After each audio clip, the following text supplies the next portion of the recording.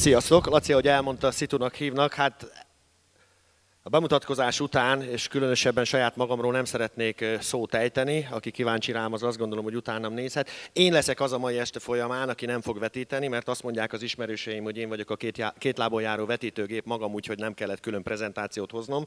Arra kértek meg, Feri barátomék, hogy néhány olyan dologról próbálják meg beszélni, főleg a pároknak, hiszen vannak szakmabeliek, és nagyon jól tudják majd mindazt, amiről beszélni fogok, hogy mik lehetnek azok a hibák adott esetben, hogyha egy házasságra készülődő ifjú párnak eljön a nagy napja, nyilván hosszas készülődés után, és a megvalósítás talajára lépnek aznap, hogy lehet az időrendet úgy összerakni, illetve úgy kiküszöbölni hibákat, hogy ezzel minél több időtök maradjon arra, hogy a saját esküvőtöket élvezni tudjátok. Én azt szoktam mondani mindig a pároknak, hogy higgyétek el nekem, hogy túl sok idő, energia és lóvéról már nem is beszélek, benne van mindenkinek az esküvőjében ahhoz, hogy megengedje magának azt a luxust, hogy nem próbálja minden pillanatát kiélvezni, hiszen elég hamar el szokott menni ez a nap. Mindig hajnalba szoktunk csodálkozva ránézni mennyasszonyokra, illetve vice versa ők ránk, hogy már ennyi idő van, és el is röpült az idő, és már el is telt az esküvőnknek ez az egész időpontja.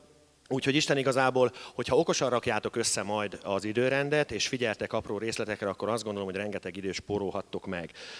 Mitől lehet gördülékenyé tenni a napot, és hol lehet elcsúszni? Talán ugye ezt a címet is adtam az interneten, ezt meg lehetett nézni, Feriék kirakták. A lényeg az, hogy minden legyen kéznél. Tehát azt gondolom, hogy mennyasszonyoknak nem kell különösebben már elmagyarázni, hiszen rengetegszer találkozom olyan házasságra készülő ifjú hölgyekkel, akik ilyen paksamétákkal érkeznek, és tényleg abszolút minden időrendben van, és a legapróbb részletig össze van nekik rakva minden, és azt gondolják, hogy teljesen képbe vannak, és ez valóban így is van. Csak azt gondolom, hogy van néhány olyan szegmense az esküvőnek, amire nem igazán gondolnak a párok, és még azok a mennyasszonyok sem, akik elmondhatják magukról, hogy tényleg körültekintőek. Itt az időrendekkel vannak a gondok. Rengeteg olyan esküvőn jártunk már, ahol vagy fejetlenséggel indult a történet, vagy kapkodás lett a dologból, hiszen mindenki tudja, hogy a nagy nap akkor kezdődik, amikor majd fölkelek reggel 6-kor, mondja a mennyasszony. Persze ez mindig 5 óra, már hamarabb kipattanik a szemem, mert mégiscsak eljött a nagy nap, és onnantól kezdve indul a verkli. Nagyon sok olyan dolog van, aminek nem tulajdonítotok aznap nagy jelentőséget, de mégis kellemetlenségbe torkolhat, hogyha nincs kéznél. Gondolok itt arra, futott már vissza örömapa a gyűrűkért, otthon hagyták a gyűrűhordó párnát, de a dobócsokortól a kitűzőkön keresztül tényleg a koszorús lányoknak a bokrétáján keresztül fel lehet sorolni mindent, vagy pedig a menyecske ruhát éppenséggel otthon lóg a szobába, és akkor valakinek este haza kell menni érte. Ez még nem akkora hiba, mert pótolható. Isten igazából vannak olyan apró szegmensei a délutánnak, amire nem gondoltok. Van mondjuk klasszikus értelembe vett esküvő, ahol mondjuk háznál várjátok a vendégeket, mert nyilván ugye vannak vidéki esküvők, és vannak a nagyvárosi esküvők, vagy akár kisebb városba is, de ahol már a vendégeket mondjuk a szertartásra hívják, adott esetben a templomhoz, vagy éppen a polgári szertartásra. Amikor háztól indultok, akkor nyilván ne csak azt nézzétek meg, hogy körülbelül 10 perc alatt oda fogunk érni a polgári vagy az egyházi szertartásra, hiszen én még nem láttam olyan háznál való gyülekezést, ahol mondjuk egy irányba álltak volna már akkor az autók, amikor gyülekeztek a vendégek. Valakinek be kell zárni mindig a házat, valakinek el kell pakolni a vendégváró kaját, piát, mi egymást, tehát ami ott van, mind-mind időbe fog telni. Tehát jó időben oda kell érkezni mindenhova. Nagyon fontos pillanata például az egyházi szertartásnak, hogy vannak olyan mennyasszonyok, és szinte biztos vagyok benne, hogy közületek is lesz olyan, aki azt mondja, hogy titokba tartom legalább a ruhámat, és majd a párom a templomnál pillantsa meg, vagy az oltár előtt, vagy amikor apuval éppen vonulok be. Ez nagyon szép egyébként, és nagyon dicséretes törekvés, csak ott szokott a dolog elcsúszni, hogy minden össze van logisztikázva, már elindultak a koszorús lányok, a kis gyűrűvővé kislány, már bement a vőlegény az édesanyjával, a tanúk adott esetben már benne állnak az oltár előtt, aztán akkor egy jelre odagördül az édesapjával, mondjuk egy limuzinba, vagy éppen egy feldíszített autóba a mennyasszony, közben az orgonista nagy lelkesedéssel nyomja már fölülről ugye az odavaló zenét, és akkor kapsz a fejedhez, hogy hoppá, gyorsan most 2 csajt ki kéne hívni a templomból, mert le kell engednem az uszályomat. És akkor onnantól kezdve már repetázik az orgonista, mert nyilvánvaló ott benne áll mindenki a templomba, és várja, hogy mikor érkezik a mennyasszony, tehát erre mondjuk jó előre felkészülni és gondolni rá. Mindenki legyen ott a szertartásra, akinek szerepe és tisztje és feladata van, tehát én nem azt mondom, hogy mindenkinek a szájába kell rágni, de azért illendő legalább a felkért tanúknak, vagy éppen a szülőknek odaérkezni mondjuk a lányos háztól, vagy a vendégvárásból időbe a templomi szertartásra, vagy a polgári szertartásra, mert kellemetlen az, amikor várni kell rá, és mondjuk egy bazilikába ez csúszást tud okozni, ahol mondjuk a nyári időszakban mondjuk futószalag effektusba mennek az esküvők. És hát nyilván, ha nálatok van 10 perc csúszás, amitől aztán nem dőlt össze a világ, az onnantól kezdve már egy ilyen effektust hoz maga után, tehát az összes többi pár is késni fog. Amikor odaértek majd az esküvőre, mindig nagy műgonddal szokták ugye a mennyasszonyok megint csak elsősorban, mert vannak olyan részek, ami egyébként a csajokra hárul a feladat. Én mindig azt szoktam mondani, hogy nálam azért ez nem egy épületes gondolat, hogy magam előtt látom, miszerint a vőlegények lelkesen turkálnak mondjuk a gyöngykavicsok meg az uszógyertyák között, amikor a mennyasszony éppen a dekorációt tervezi a dekoratőrrel. Vannak a férfi embereknek fontosabb feladatai, általában ők gondoskodnak a My Wellnessről, hogy a haveroknak az rendesen meglegyen, tehát innivaló, ennivaló bőségesen legyen. A zenébe, a ceremóniamesterbe vagy a vőfében általában bele szoktak szólni, és ezeken a találkozókon részt vesznek. És hát a mennyasszony pedig nagy műgonddal összerakja, mondjuk a párja segítségével, vagy mondjuk a családi segítséggel, hogy milyen is legyen az ülésrend. Nagyjából megvannak, hogy kik azok a kedves vendégek, akik jönnek, őket valahol le kell ültetni. És itt mindig van ez az ültető tábla, vagy az ültető kártya szindróma, ami tényleg elegánsá teszi az egészet. Fotós kollégák tudják ezt megmondani, hogy ha ez diszkréten és tényleg elegánsan meg van csinálva, akkor már az üres teremről is nagyon szép fotókat lehet készíteni. De hogy fogja a kedves vendég megtalálni a helyét, az mindig egy dilemma. És erre vonatkozóan az interneten egyébként nagyon sok ötletet és tanácsot láthattok, hogy is kell kinézni mondjuk egy ültetők táblának. Amit ki szoktak rakni a bejárathoz, vagy adott esetben 2-3 helyszínre, hogy a bejövő vendég az lássa, hogy a szépen megszámozott asztaloknál ki hol fog ülni. Ezzel egyetlen egy pici dolog van, és csak javaslatként mondom nektek, hiszen biztos, hogy nagyon elegáns az, amikor fel van rajzolva mind a 10 körasztal, fel van számozva, körbe be vannak írva a kedves vendégek, hogy ki hol fog ülni. Nyilván a főasztal ebből a szempontból tabu, hiszen oda ti ültök a rokonok, illetve a közvetlen családtagok. De ha javasolhatom, akkor, hogyha valaki ilyesmit tervez az esküvőjére, akkor mindenféleképpen ezt úgy képzeljék el, illetve úgy készítsétek el, hogy időrendbe szedjétek egymás alá a kedves vendégeket. Nem lesz azzal baj, hogyha a Horváth József és mellé írva egy 2-es szám mellett mondjuk Horváth Hajnalka van, aki mellett egy 6-os szám van, tehát oda fölírjátok mondjuk az asztal számozást, mert ez megint csak emberi gyarlósága, hogy mondani szoktam. Jönnek be a kedves vendégek, Kis Hajnalka barátnőd, aki egyébként biztos, hogy abszolút létjogosultsággal van az esküvőn, neki nem elég az, hogy megtalálja azt, hogy a 6-os asztalnál fogok ülni, ő biztos, hogy még ott meg fog állni, kivel ülök egy asztalnál, és akkor meg fogja nézni még, hogy ki az a másik 7-8 ember, akivel aznap este egy asztalnál fog ülni, ezzel természetesen fogja a sort. Tehát itt megint csak időt lehet spórolni. Még mielőtt mondjuk elértek a vendéglőig, nagyon sokan nem gondolják végig, amellett, hogy ugye délután mondjuk a párommal elmegyek egy fotóssal, és lesz egy közös beállított fotózásunk. Ez a jobbik eset, és akkor mondjuk nem a szertartások után, de még a vendéglőbe érkezés előtt történik ez meg, hiszen akkor egy 1,5 órát fogjátok körülbelül váratni a vendégeket. Ami persze megint csak nem baj, hiszen mondhatjátok azt, hogy aznap mindenki értetek, és miattatok van ott az esküvőn, de oda viszont valami programot ki kell, hogy találjatok, hisz 1,5-2 órára, hogyha elmentek fotózni, az nem feltétlenül lesz egy pozitív megélendő élmény mondjuk a jelenlévőknek.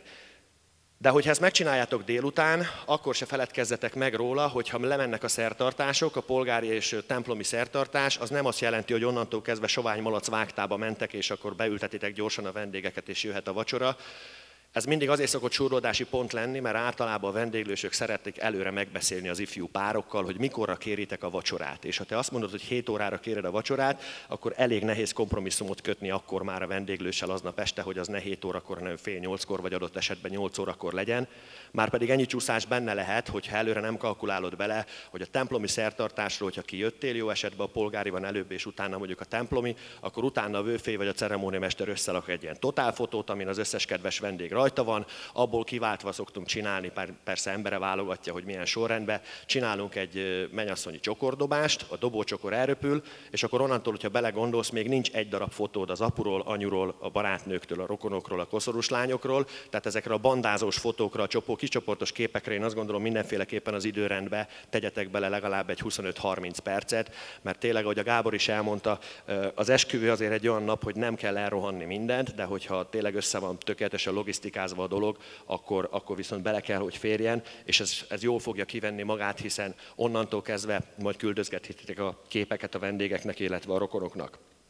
Az ajándékozás az mindig egy nagyon-nagyon eklatáns pontja ennek az esküvői mizériának, hiszen minden kedves vendég nagyjából érkezik a borítékkal. Ugye ezt mondanom se kell, hogy 99%-os hatásfokba előre el van már döntve, hogy ki mennyi lóvét visz az esküvőtökre. Általában a férfi embernek a belső zakó zsebébe ott van a pénz, de én ezt soha nem tudtam megérteni, hogy miért kell úgy kezelni a nászajándékba szánt pénzt, mint hogyha az valami pestises vagy vírusos dolog lenne, mert a vendégek leülnek, és abban a pillanatban mindenki azt nézi, hogy mikor lehet tőle megszabadulni, és mikor lehet odaadni az ünnepelteknek.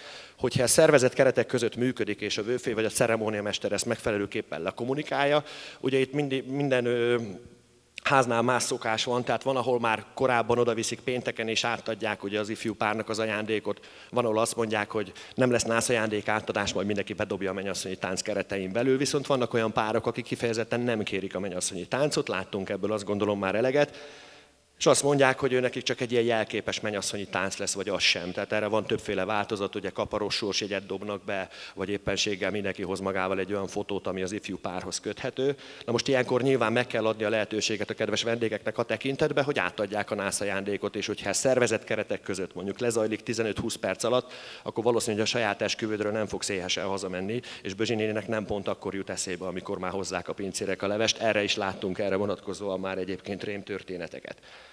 Ugye mindig vannak beszédek, jól szokta kivenni magát, amikor mondjuk a vőlegény bevállal annyit, hogy föláll a vacsora előtt, és néhány keresett vagy keresetlen szót intéz a kedves vendégsereg irányába. Ezzel nincs is semmi baj, a gondok ott szoktak kezdődni, amikor örömapa, örömanya, testvérek, barátnők, és mindenki jogot akar formálni arra, hogy most mondok valami beszédet a barátnőm vagy a haveromnak az esküvőjén, és akkor onnantól kezdve ilyen másfél órás mizéria lesz a történetből, és tulajdonképpen mindenki vár is a levesre, és onnantól kezdve már unalmassá válik a vége. A vacsora. Nem mindegy, hogy milyen vacsorát választotok. Erről megint csak azt gondolom, hogy ha valakit majd érdekel, akkor itt az előadások után, a buli előtt, ahogy már említették a Feriék is, bárki szívesen áll a rendelkezésetekre, és hogyha nyitott kérdés van a fejetekben, akkor nagyon szívesen meg fogja válaszolni. Ugye vannak nagyon elegáns tányérszerviz, tálszerviz, vagy éppen svédasztalos felszolgálási formák. Mindegyiknek megvan az előnye és megvan a hátránya, de tudnatok kell, hogy bármelyiket választjátok, annak nagyjából az időintervalluma az mit fog megkívánni. Mert onnantól kezdve lehet a további programot mondjuk összerakni, és lehet, hogy te elképzeled, hogy 9 órakor már lesz a nyitótánc, és azt fogod realizálni, hogy fél 10-kor vagy 3-11-kor kezdődik a nyitótáncod, láttunk már ilyeneket is. Azt gondolom talán a csúcs, amit én hallottam az elmúlt 20-21 évben, mióta esküvőkre járok, a 4-1 nyitótánc. Az úgy rendben van, ugye? Azt leszögezhetjük. Mert persze kitalálta apu meg anyu, hogy az én kislányomnak olyan esküvője lesz, hogy olyan még aztán a környéken nem volt. 9 fogásos vacsora volt. Hideg előétel, meleg előétel, minden, amit akarsz. És onnantól kezdve egyrészt a vendégsereg, az onnantól kezdve eldobta az agyát körülbelül, amikor a negyedik féle kaja jött ki, hiszen azért itt számolni kell a gyomor befogadó képességére. Ezért szoktam azt mondani, hogy egy 100 fős lagziba ne higgye el senki azt, amikor a cukrász azt mondja, hogy hát de Gizike, ha nem lesz még 12 másik torta, a mennyasszonyi torta mellé, hát mit fognak szólni a vendégek, hogy nincs elég sütemény? A gyomor nem fogad be többet, mint egy X mennyiséget. Én mindig azt szoktam mondani, 2-3 egyéb tortával a mennyasszonyi torta mellett simán ki lehet durrantani az esküvőt. Hibának kell, hogy említsem azt, hogyha nem figyeltek oda a vendégeitekre. Mondjuk van egy 100 fős vendégseregetek, abban biztos vagyok, hogy adja jó Isten, hogy ne így legyen, de biztos vagyok, hogy találtok cukorbeteget, lisztérzékenyt, kedves vendéget. Hogyha a vacsoránál és a tortánál, az édességnél gondoltok rájuk, az mindig egy pozitív dolog szokott lenni ilyen tekintetben. Nyitótánc. Hát nem tudom, biztos van közületek, aki már lázassan készülődik, és majd Géza, megyünk a tánctanárhoz, majd megtanuljuk a nyitótáncot, és csinálunk valami jópofa dolgot, mert a Youtube-on ezt láttam, és azt láttam. Tök jó dolog, mindig zajos siker a vége. Én azt szoktam mondani a pároknak, bármit csináltok. Ha ott a táncplac kellős közepén összegyúrjátok egymást, akkor is zajos siker lesz a végén, mert látja a vendégsereg, hogy legalább energia és idő van beleszámva. Úgyhogy hajrá! Tanuljatok be nyitótáncot, viszont azt nagyon-nagyon ajánlom mindenkinek, hogy ennek megint a hosszát, azt nagyon-nagyon gondoljátok át. Egy 3, maximum 4 perces nyitótánc, az egy brutálisan nagy siker tud lenni egy esküvőn. Ha 8-10 percre tervezed, akkor onnantól kezdve a vége már uncsi, a vége már érdektelenség, tehát addig arassátok le a babérokat, amíg lehet, és én azt mondom, ez 3-4 perc. Hogyha ezt össze tudjátok csiszolni, az biztos vagyok benne, hogy ez egy ütős része lesz az esküvőtöknek, de többet ne. A programok. Ott lehet még nagyon elcsúszni, amikor vagy szülői nyomásra, vagy éppen az ifjú pár úgy gondolja, hogy bár lesz egy jó zenekarom, vagy jó DJ-m, lehet, hogy lesz egy jó ceremóniamesterem, vagy egy jó vőfélyem, de hát mégiscsak kellene valami a vendégeknek. És akkor itt jönnek a különféle sztárvendégek, fellépők, amikor kiáll örömanya, és kezébe veszi a mikrofont, most pedig következzen a fiatalok kedvence, XY és Z, a Magyar Állami Operaház művészei. Az lehet, hogy nektek mondjuk egy tök nagy dózis, mert éppen egy operába járó emberkék vagytok, de nem feltétlenül vagyok abban biztos, hogy Géza bácsi ugyanúgy kultiválja, aki Kiskunnorozsmáról pont a ti esküvőtök miatt érkezett föl Budapestre, hanem az majd néz ki a fejéből, azt mondja, hát aranyesőt ezek nem tudják. Hát nem, ők nem tudják. Tehát Isten igazából, hogyha arra odafigyeltek, hogy a vendégeteknek mi a fontos, voltam egyébként olyan esküvőn, ahol jazzzenekart hívott az ifjú pár. Nekem a jazzzenével abszolút nincs semmi bajom. Higgyétek el, de nem esküvőre való. Tehát, hogyha az ifjú párnak ilyen irányú beállítottsága, vagy a jazzzenét imádja, én azt gondolom, hogy klubok és különböző helyszínek vannak, ahol hódolhat ez irányú szenvedélyének, viszont nem biztos, hogy ismét csak a rokonokra kihegyezve a történetet, vagy mondjuk a haverok.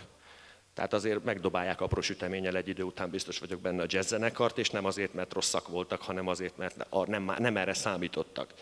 Volt már egyébként olyan esküvő, ahonnan hazaküldték a zenekart, nem feltétlenül azért, mert nem tetszett a zene, de aztán mégis. Tehát Isten igazából azt mondták, hogy jó, akkor hagyjátok abba. Sátorban meg lehet oldani, mert ha haverodnak van egy jó kocsia, betolat, kinyitjátok a csomagtartót, és mehet CD-ről a buli, de a választásnál egyébként nagyon jól oda kell figyelni. Mert egyébként, hogyha már itt tartunk a hibáknál és a zenekarnál, akkor ott is nagyon el tudtok csúszni, hogyha úgy szerződtök le a zenekarral, hogyha nem olvassátok át részletesen a szerződését.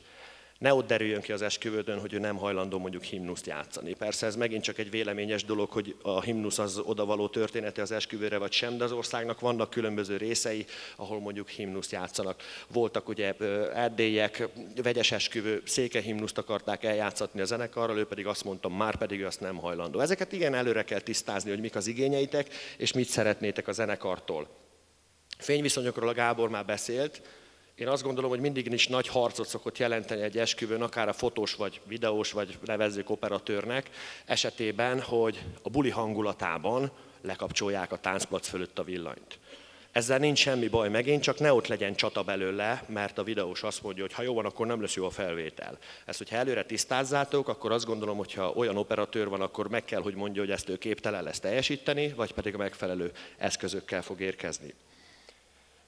Tortáról beszéltünk. Ja, szép a torta, de vághatatlan. Ez azt jelenti, hogy talán nincs is egy hónapja, voltam egy olyan esküvőn, ahol brutálisan jól nézett ki a mennyasszonyi torta. Biztos vagyok benne, hogy az interneten valahonnan felfedezte a mennyasszony, és kitalálta, hogy már pedig neki ilyen torta kell. Ez a körbe volt ilyen csokoládé darabokkal és mindenféle kütyükkel építve, vághatatlan volt a torta. Tehát onnantól kezdve volt lehangoló a dolog, amikor az első tortavágás megtörtént, mert onnan tényleg szétesett, mint a 6 lapos rétes. És jöttek a vendégek, és össze-vissza kaptak egy-egy darab tortának nevezhető valamit. Tehát praktikumra, hogyha ide figyeltek, egyrészt időt spóroltok meg vele, mert nyilván nem másfél óra lesz, mire a tortát nagy nehezen szét fogjátok nyeszetelni, hanem azt meg lehet oldani normálisan. Mennyasszony rablás. Ugye ez mindig egy klasszikus kérdése az esküvőknek, hogy hú, de jó pofa dolog, most aztán Jolit hogy bezsákoljuk egy taxiba, elvisszük a diszkóba, és akkor húha, hónap föl se jön a nap, mert innentől kezdve aztán most loptuk a mennyasszonyt. Én azt szoktam erre mondani, hogy ha valakinek ez jelent örömet, akkor tegye meg. Nincs ezzel semmi baj. Én még nem láttam olyan ceremóniamestert vagy vőfét, aki önhatalmúlag azt mondta, hogy itt aztán nem lesz mennyasszony rablás, mert majd elétek állok, és aztán innentől semmi. Ha szeretné, nyilván ezt a mennyasszonnyal egy normális ceremóniamester vagy vőfé már a forgatókönyvezés kapcsán leszokta vajazni, hogy szeretné vagy nem szeretné. Van, amikor nem publikus a vendégek számára, hogy babát vár a mennyasszony. Nyilván olyan esetben a vőfének vagy a ceremóniamesternek a dolga erre odafigyelni és lehetőleg leszerelni a haverokat. Lopják el a mennyasszonyt, nincs ezzel semmi baj, de ez ne azt jelenti, hogy 1 órára, másfél órára eltűnnek a fiatalok, mert nekik lehet, hogy jó buli, viszont azt szoktam mondani, tiszteletlenség azokkal szemben, akik ott maradnak a lagziba és addig punnyadnak, amíg nincsenek ott a főszereplők. Vigyék ki a kertbe vagy a teraszra, és onnantól kezdve vissza lehet jönni és vissza lehet váltani. Mivel lehet még időt spórolni az esküvőn? Hát ugye a mennyasszonyi tánc az mindig egy ilyen kardinális pontja az esküvőnek, azt általában mindenki várja. De nem kell annak 1 óra meg másfél órásnak lenni. Egyrészt ugye a mennyasszonyi tánc, amellett, hogy a mennyasszony utolsó tánca, hogyha autentikus magyar esküvői hagyományról beszélünk, bár ez is felborult most már országos szinten, hiszen vannak olyan helyek, ahol menyecske tánc van, tehát akkor van a lóvéstánc, holott ugye a magyar esküvői szokásrend azt mondja, hogy mióta világ a világ, a mennyasszony mennyasszonyi ruhában utolsó táncaként pénzért eltáncolja ugye a mennyasszonyságát, és mennek áttöltözni a fiatalok, aztán majd visszajönnek menyecske ruhába. Ez egyrészt a magyar hagyományok miatt is praktikus, másrészt pedig föl szoktam a mennyasszonyoknak hívni rá a figyelmét, hogy higgyétek el, hogy éjfélkor, amikor a mennyasszonyi tánc elkezdődik, akkor már nagyon le fog rólatok kívánkozni a mennyasszonyi ruha. Biztos nagyon szép lesz, reggel óta rajtad van, egész nap abba voltál, azt fogod mondani, hogy nagyon jó volt, de most már elég. Cipőt is váltanál valami kényelmesebbet, azt a táncot még kibírod benne, aztán utána elmész és áttöltözöl. Jó eséllyel ma már azt gondolom hotelba, szállodába és normális panzió jellegű helyszíneken az én vagyok. Kaptok egy szobát általában, át lehet öltözni, ott kényelmesen a mennyasszony le tud zuhanyozni, fölveszi komfortosan a menyecske ruháját, visszajön, és onnantól kezdve egy gyertyafénykeringővel egy belépő, vagy pedig oda is egy betanult tánc, és komfortosan tudod élvezni a hátralévő idejét az esküvődnek. Fordított esetben viszont az van, hogy elmész, ugyanúgy leveted a mennyasszonyi ruhát, mert már nagyon lekívánkozik rólad, lezuhanyzol, átöltözöl, visszajössz, rád szabadítok 120 embert, aztán ott voltál, ahol vagy ott vagy, ahol voltál, és tulajdonképpen ugyanúgy megizzadtál. Tehát ennek azért logikai lépésként is van, azt gondolom, létjogosultsága, de mi nem szoktunk általában beleszólni, hogy mi legyen, hogyha most valaki menyecske táncot akar, vagy mennyasszonyi táncot, azt gondolom, hogy teljesen indifferens a történet. Az átöltözés viszont egy nagyon fontos történet, zuhanyzással és mindennel együtt. Én azt gondolnám, bár én nem vagyok házas ember, tehát én még ebben a pillanatban, ebben a szituációban soha nem voltam, majd egyszer lehet, hogy megnézem, hogy milyen az, amikor mennyasszonytánc után elmegyek, elviszük a lóvét, zuhanyzás, átöltözés, mi egymás. Én biztos vagyok benne, hogy azok a párok, akik ilyen másfél órát el szoktak lenni áttöltözés címszó alatt, azok nem feltétlenül azt művelik, amire sokan gondolnak, hanem egyszerűen fáradt a mennyasszony, kicsit ledő, felpolcolja a lábát, és a többi, mert ott szerintem elég lesz a bajotok az egész nap után, hiszen azért ez egy elég tempós történet lesz. Viszont, hogyha meg akarjátok tisztelni a vendégeiteket, megadni a lehetőséget esetleg azoknak, akik korán el akarnak tőletek búcsúzni, hogy ezt személyesen meg tudják tenni, akkor arra figyeljetek, hogy ez ne tartson 1-1,5 órát. Tehát ez egy nagyon-nagyon fontos része szerintem az esküvőnek.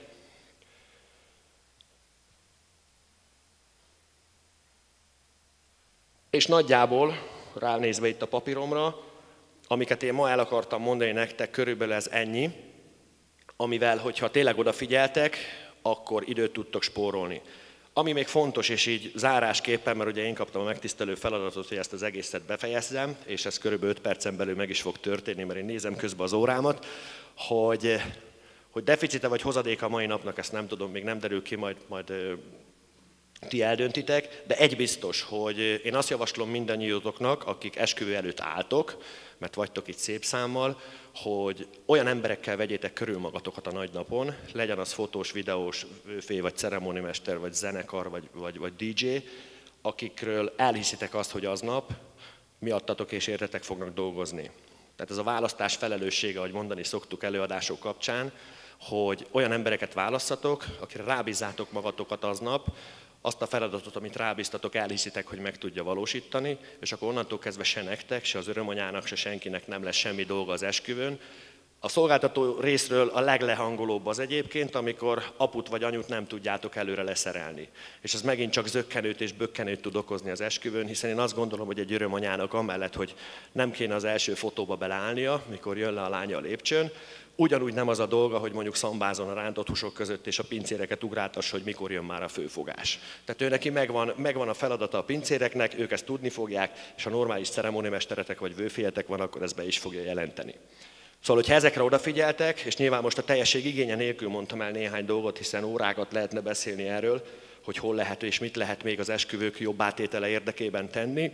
Ezt most nem fogom megtenni, hiszen már öreg este van, mindjárt 10 óra, és eddig kaptam lehetőséget. Amit viszont fontos elmondanom, és megköszönve a figyelmeteket, hogy minden előadást végignéztetek, hogy tényleg ismételve Ferit, senki ne menjen el addig, amíg az a kis táska nem kerül a kezébe, hiszen azt nem véletlenül állították össze a szervezők, úgyhogy azt majd a túloldalon fogja mindenki kézbe kapni. Én itt és most megköszönöm a figyelmet, bár gondolom ezt Laci még egy mondat erejéig meg fogja tenni. Mindenkinek jó készülődés a saját esküvőjére. Mit szoktunk ilyenkor mondani? Sok boldogságot minden házasulandónak. Sziasztok!